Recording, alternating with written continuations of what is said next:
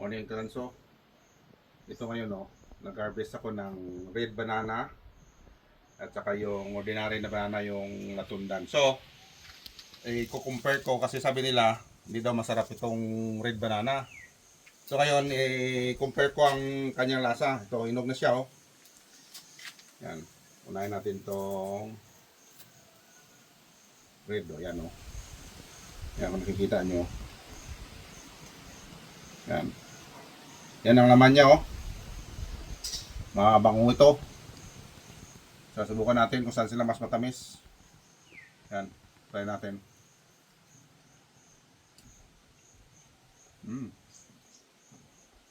Ang lasa kasi nito parang may halong langka.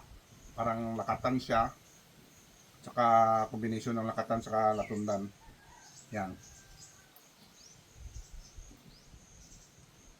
Maraming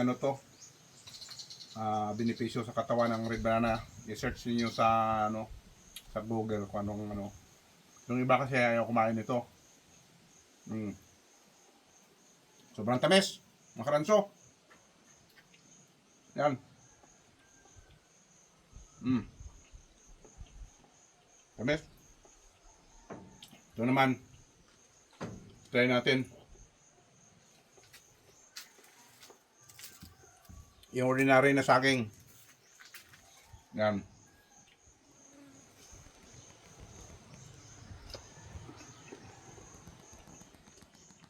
Ito naman nasa niya, medyo maasim-asim. Matamis na maasim-asim. Okay rin. Siguro rich in vitamin C ito kasi nga potassium and vitamin C kasi maasim Ito kasi potassium talaga ang na saging. Yan. Yan, karanso.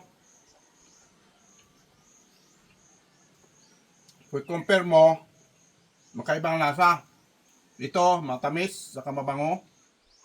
Ito naman medyo matamis na maasim-asim. So yan. Kaya makabil na kayo itong red banana. Maganda to. Maganda sa katawan. Saka itong Yan ang mga harvest ko sa akin ngayon. Na napainog ko. Try ko lang. Compare ko kung ano ang lasa. Thank you for watching mga karanso.